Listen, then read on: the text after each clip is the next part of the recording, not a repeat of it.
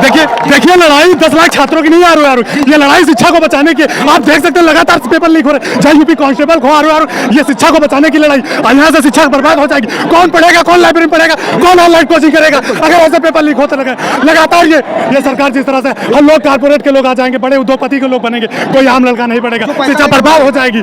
एक शेर है कि जलते हुए घर को देखने वाले फूस का चप्पर आपका है, पीछे तेज हवा है, आगे मुकद्दर आपका है, आगे मुकद्दर अनवरत चलता रहेगा ये जब तक आयोग के अध्यक्ष आकर हम लोग और जब तक नया डेट नहीं देंगे तब तक ये हम लोगों का प्रदर्शन चलता रहेगा।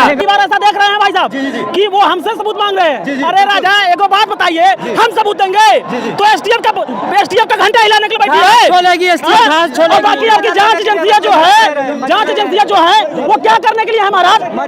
हम देंगे महाराज सबूत। हम तो ये कहते हैं कि जैसे मैं एग्जाम दे रहा हूँ, जैसे तमाम नौजवान एग्जाम दे रहे हैं, वैसे किसी विधायक किसी सांसद को एग्जाम करा करके उनको विधायक के लिए चुना जाए। मैं देख लूंगा किसके बाजुओं में और किसके जंघे में कितनी ताकत है। वो तो इस समय हम उत्तर प्रदेश लोक सेवा आयोग प्रयागराज में हैं। यहाँ पर आरओ के कैंडिडेट जो है यहाँ पर जो है पेपर लीक के खिलाफ धरना दे रहे हैं और वो कह रहे हैं कि जो है पेपर जो लीक हुआ है वो रद्द होना चाहिए और री एग्जाम होना चाहिए। यहाँ पर कुछ लाइनें लिख कर लाए हैं छात्र, जो हम दिखाने का प्रयास कर रहे हैं। यहाँ पे देख सकते हैं आप, तानाशाही नहीं, आरो का एग्जाम जो है सही सरकार जो है 11 फरवरी को एग्जाम हुआ था हम लोगों का आरो का, उसको तुरंत तत्काल कैंसिल करें और नया डेट हम लोगों को दे, तभी हम लोगों का प्रोजेक्ट समाप्त होगा। इसके पहले अभी यूपीपी का एग्जाम हुआ, आरो का एग्जाम हुआ, इसके पहले 2017 से जितने सारे एग्जाम हो रहे हैं सब यूपी सरकार कोई भी एग्जाम फ्रेश नहीं करवा पाई, न तो रिजल्ट जारी कर पाई।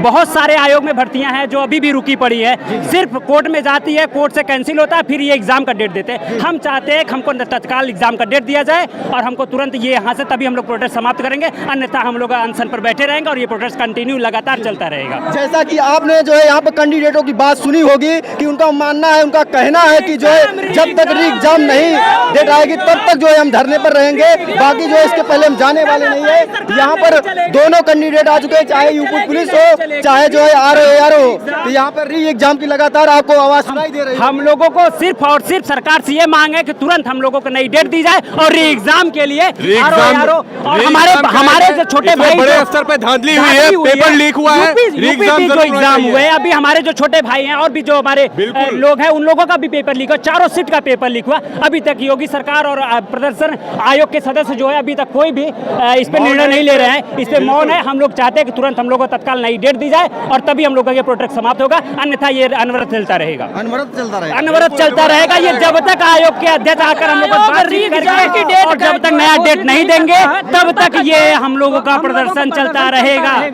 ये समझ हम लोगों को री एग्जाम की डेट चाहिए, हम लोगों को नया डेट दे कि इस डेट को हम लोगों का और तत्काल पूरा शेड्यूल जारी करे, एग्जाम होगा तभी हम लोग खत्म होगा।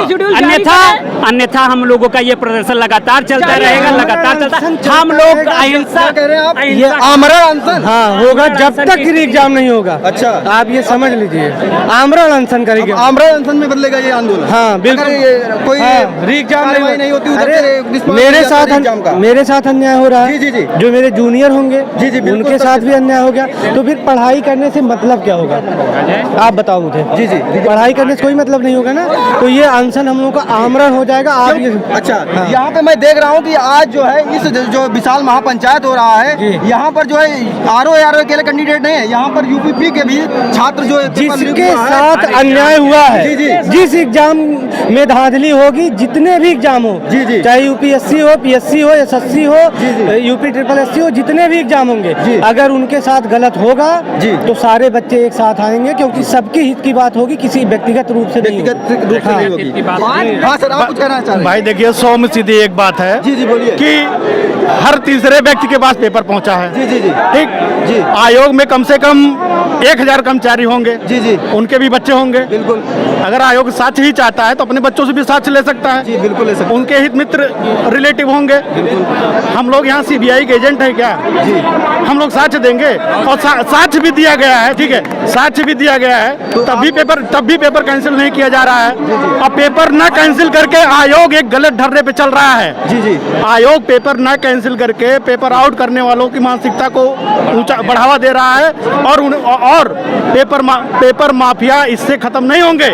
उनके खिलाफ कार्रवाई करने के बजाय लड़कों को परेशान किया जा रहा है। आप पेपर 1 मिनट में कैंसिल कर दीजिए, कम से कम जो पेपर आउट कर रहे हैं उनकी कमर टूटेगी। बिल्कुल टूटेगी, ठीक है। जो पैसा खर्च करके पेपर आउट लड़के खरीद भी रहे हैं, उनको भी भविष्य में सोचना होगा कि पेपर हम खरीद लेंगे, पेपर आउट हो जाएगा और आयोग कैंसिल कर देगा। लेकिन आयोग पे अगर इतना दबाव बनाया जाएगा पेपर कैंसिल करवाने के लेके, तो जो पेपर आउट करवा रहे हैं उनका हौसला बहुत ज्यादा बुलंद होगा।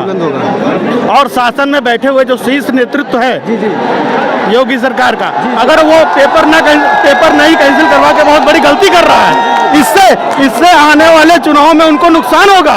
उनको इस तरीके से सोचना चाहिए।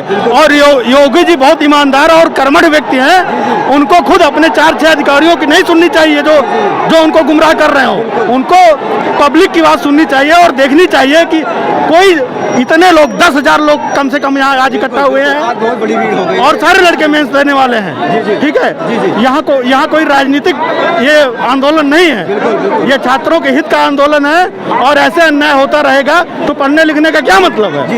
और आयोग एक संवैधानिक संस्था है, इसकी भी अपनी गरिमा है। गरिमा कैसे बची रहेगी अगर पेपर आउट इस तरीके से हुआ? तो एकदम डिमोटिवेट हो चुका है। डिमोटिवेट बता रहे हैं हम, पिछली 4-5 साल से हम लोग लगातार मेंस दे रहे हैं, लेकिन अगर इसी तरीके से आउट हो जाएगा तो किसी एग्जाम का कोई मतलब रह जाएगा?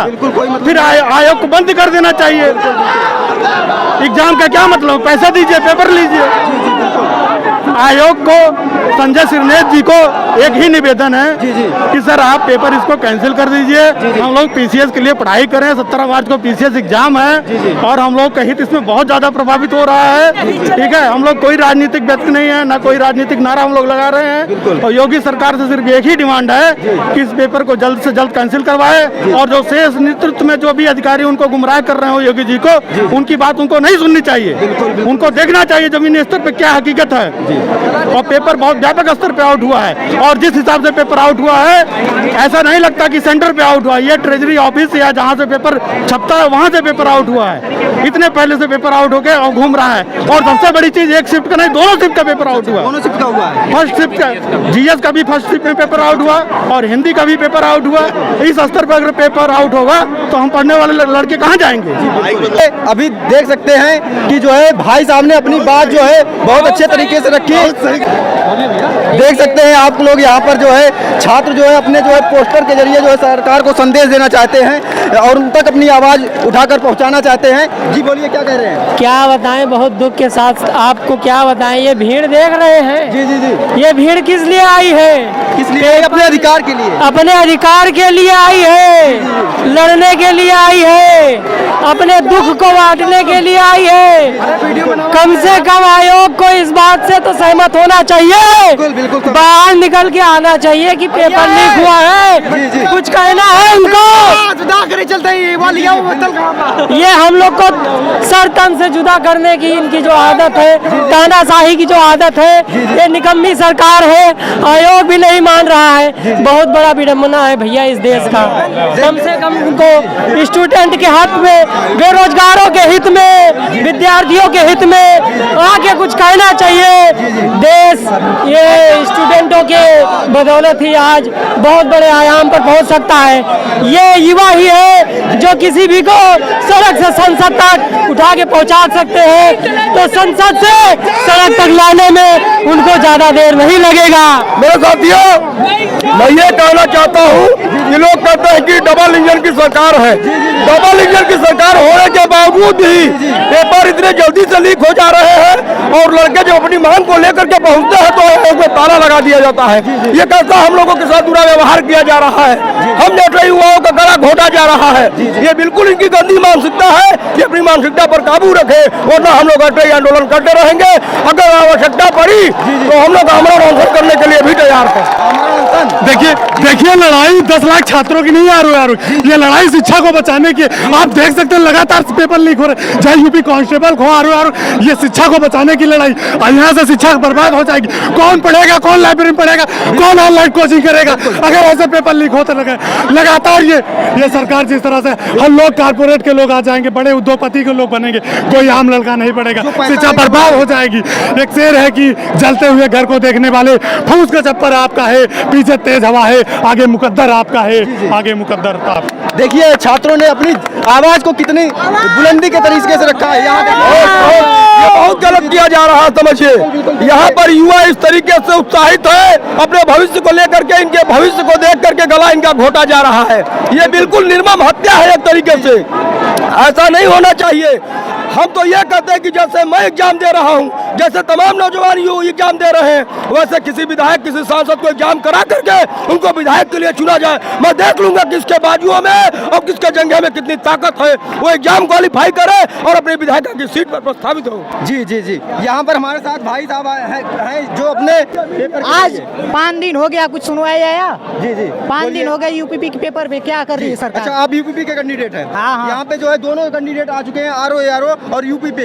यहाँ पे देखो क्या लिखा गया है, आप लोग पढ़ सकते हैं। आप बताइए क्या लिख कर लाए हैं आप? आरओ का और यूपीपी का पेपर क्यों लीक? सरकार से हमारी यही मांग है कि री एग्जाम हो। हाँ, जिस प्रकार से ये पेपर लीक हुआ है, पेपर लीक कहना बहुत बड़ा अपमान है। वास्तव में ये पेपर लीक नहीं हुआ है। जी जी जी, ये हुआ है भंडारे के रूप में बंटा है। अच्छा। पेपर लीक होता है, जो पैसा देता है उसको मिलता है। अच्छा। लेकिन ये भंडारे का प्रसाद है। हमारे पास है 4 भाइयों को, 4 भाइयों ये तो साला वैसे हो गया जो नेटवर्क मार्केटिंग जोड़ता है। एक आदमी के पास दूसरे 4 से 8, 8 से 32। इस प्रकार से ऐसे करना, सरकार इतनी निरंकुश हो चुकी है कि मतलब उसको समझ नहीं आ रहा है। और हम पहली बार ऐसा देख रहे हैं भाई साहब कि वो हमसे सबूत मांग रहे हैं। अरे राजा, एगो बात बताइए, हम सबूत देंगे तो एसटीएफ का घंटा हिलाने के लिए बैठी है। और बाकी आपकी जांच एजेंसियां जो है वो क्या करने के लिए है महाराज? हम देंगे महाराज सबूत। अरे हम उस देश में हैं, पेपर नहीं हुआ तो सरकार गिर जाएगी। पता है आपको? एक बात समझिए, यूपीपी में 50 लाख लड़के बैठे थे। एक बंदा पकड़े, अगर उसके परिवार को मिलाकर 5 × 50 इक्वल टू 2 करोड़ 50 लाख, और 2 करोड़ 50 लाख वोट की चोट से सत्ता की छाती पर ऐसा प्रहार करेंगे कि सरकार चक्र घिरनी की तरह नाच जाएगी। और सरकार याद रखे इस बात को, 2 करोड़ 50 लाख जनता बहुत होती है और सरकार को ये बात माननी पड़ेगी, चाहे जैसे माननी पड़ेगी वो माननी पड़ेगी। जब से सरकार सत्ता में आई है, एक एग्जाम बता दे कि सही कराई हो, एक एग्जाम नहीं कराई हो। लेटर लीक नहीं होता इस सरकार में, उतना पेपर लीक होता है महाराज। चलिए ठीक है दोस्तों, आप लोगों ने यहाँ पर देखा छात्रों की बात है, किस तरह से छात्र अपनी बात रख रहे हैं। आप लोग लगातार जो है देखते रहिएगा, हम आपको लगातार लाइव अपडेट देते रहेंगे। यहाँ पर छात्रों का मानना है कि रुके बात कर रहे हैं। यहाँ पर छात्र का कहना है कि हम जो है यूपीपी हो या आरओ दोनों लोग जो है मिलकर जो है यहाँ पर अब जो है विशाल धरना करेंगे जब तक हमारे पूरी नहीं होंगी। बाकी इस वीडियो को हम यहीं पे एंड करते हैं और दूसरे वीडियो में आपको लगातार मिलवाते रहेंगे।